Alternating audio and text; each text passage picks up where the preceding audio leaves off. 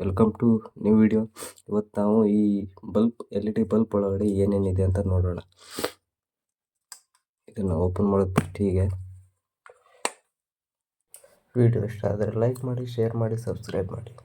Full destroy ಮಾಡಿಬಿಡೋಣ ಇವತ್ತು ಈ ಬಲ್ಬ್ ಬಂದು.